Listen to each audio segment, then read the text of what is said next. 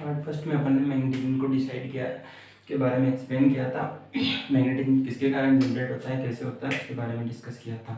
Second part में अपन ने para magnetic material के पार्ट फर्स्ट डायमैग्नेट के बारे में डिस्कस किया था। थर्ड पार्ट में अपन डिस्कस करने वाले हैं, पार्ट थर्ड में अपन डिस्कस करने वाले हैं पैरामैग्नेट क्या होते हैं, पैरामैग्नेट या पैरामैग्नेटिक इफेक्ट क्या होता है, पैरामैग्नेटिज्म क्या होता है।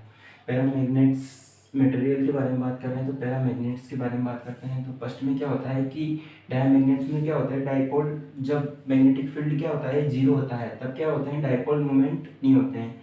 तो डाइपोल मोमेंट जब मैग्नेटिक फील्ड अप्लाइड करते हैं तो क्या होता है, डाइपोल मोमेंट अपोजिट डायरेक्शन में शिफ्ट हो जाते हैं magnetic field, applied magnetic field के। और इसमें क्या होता है कि पैरामैग्नेट्स में क्या होता है, परमानेंट डाइपोल मोमेंट होते हैं, बट क्या होती है, उनकी डायरेक्शन रेंडमली होते हैं। डाइपोल मोमेंट तो होता है बट रेंडमली होता है।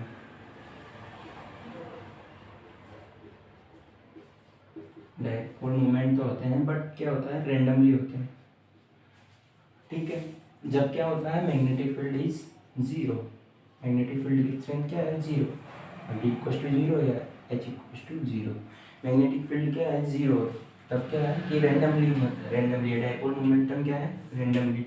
और स्पिन और इलेक्ट्रॉन की spin, electron spin and orbital angular momentum क्या होते हैं कि डिसकैंसिलेशन, कैंसिलेशन क्या होता है, प्रॉपर नहीं हो पाता है उनका, इस वजह से क्या होता है, रेंडमली होता है।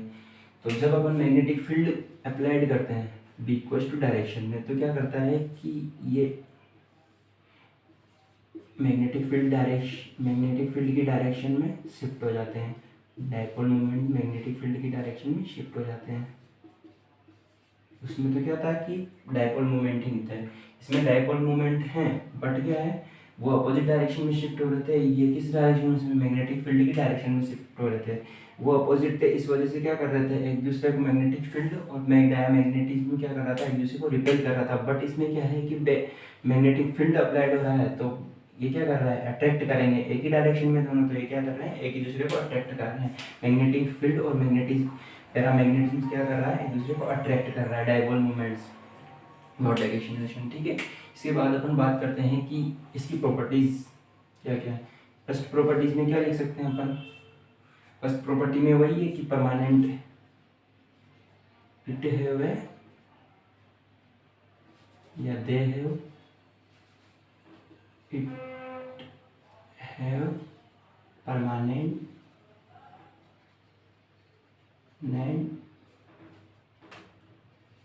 डाइपोल मोमेंट, डाइपोल्स बोल सकते हैं, परमानेंट डाइपोल्स। तो अगर परमानेंट डाइपोल्स हैं तो मैग्नेटिक फील्ड की डायरेक्शन में तो क्या है, अपोजिट नॉट है, जीरो है, नॉन जीरो है। तो dipole moment is non zero, non zero नहीं है, इसका मतलब लार्ज होगा, कुछ ना कुछ तो होगा, and large, non zero and large. उसमें क्या था, बिल्कुल स्मॉल था, जीरो ही था। ठीक है, इसके बाद अपन थर्ड प्रॉपर्टी के बारे में बात करते हैं। उसमें क्या कर रहा है, उसमें फर्स्ट सेकंड थर्ड प्रॉपर्टी क्या करती है कि अट्रैक्ट करते हैं या रिपेल करते हैं। तो इसमें, उसमें तो रिपेल कर रहे थे, इसमें सेम डायरेक्शन में है तो क्या करेंगे, रिपेल करें, अट्रैक्ट करेंगे। सेम डायरेक्शन में है तो क्या करेगा, magnetic field attract, magnetic field ये हो गया magnetic field attract, magnetic field attract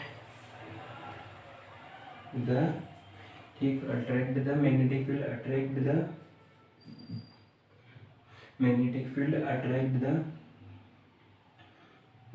paramagnetic dipoles, dipoles को अट्रैक्ट कर रहा है, attract the dipole.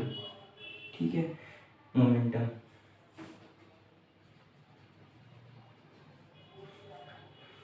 it have a permanent dipoles, dipole momentum is non-zero and large, magnetic field attract the dipole momentum। और direction of the, direction क्या होगी इसकी, direction of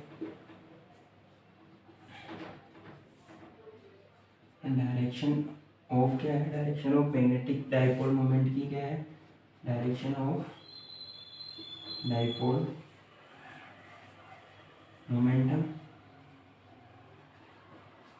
dipole momentum की direction क्या है, along a magnetic field,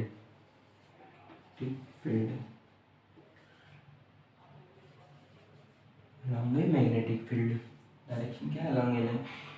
fifth point में अपन बात करते हैं कि इसके एग्जाम्पल क्या लिख सकते हैं अपन। इसके एग्जाम्पल हैं एल्यूमिनियम, प्लेटिनम, कॉपर क्लोराइड और O2, इसके एग्जाम्पल्स हैं। इसके बाद अपन बात करते हैं कि मैग्नेटिक ससेसिबिलिटी क्या होती है। 6 पॉइंट परमिएबिलिटी क्या है, रिलेटिव परमिएबिलिटी क्या है, परमिएबिलिटी क्या है, पॉजिटिव है एंड लार्ज। इसमें क्या थी, स्मॉल थी बट क्या थी, पॉजिटिव थी बट स्मॉल थी, इसमें क्या है। और इसमें ससेसिबिलिटी क्या है, मैग्नेटिक ससेसिबिलिटी 7 पॉइंट में मैग्नेटिक ससेसिबिलिटी काइंड, मैग्नेटिक ससेसिबिलिटी भी क्या है, पॉजिटिव है। उसमें क्या थी, नेगेटिव, इसमें पॉजिटिव है बट क्या है, लार्ज है। उसमें क्या था, इस मैग्नेटिक फील्ड, मैग्नेटिक इफेक्ट क्या था, स्मॉल था बहुत।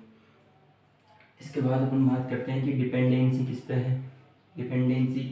तो dependency kind not, kind depend on T, kind depend on T,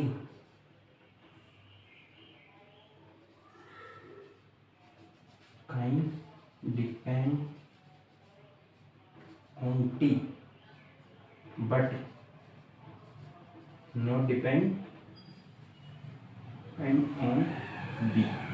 applied magnetic field पे डिपेंड नहीं होगा बट किस पे डिपेंड होगा, इस पे। और किस कैसे डिपेंड होगा, इन्वर्सली डिपेंड होगा 1/T but depend on T. और इसका फॉर्मूला लिख सकते हैं, chi equals to mu naught, chi equals to mu naught e minus का म्यू नॉट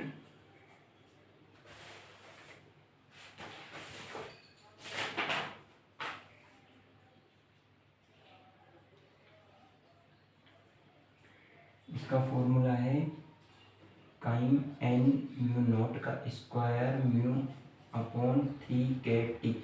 तो क्या है, के पे क्या है, टी पे कैसे डिपेंड कर रहा है, इन्वर्सली डिपेंड कर रहा है।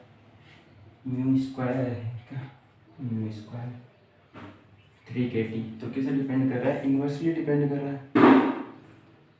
टी पे कैसे डिपेंड कर रहा है, इन्वर्सली डिपेंड कर रहा है।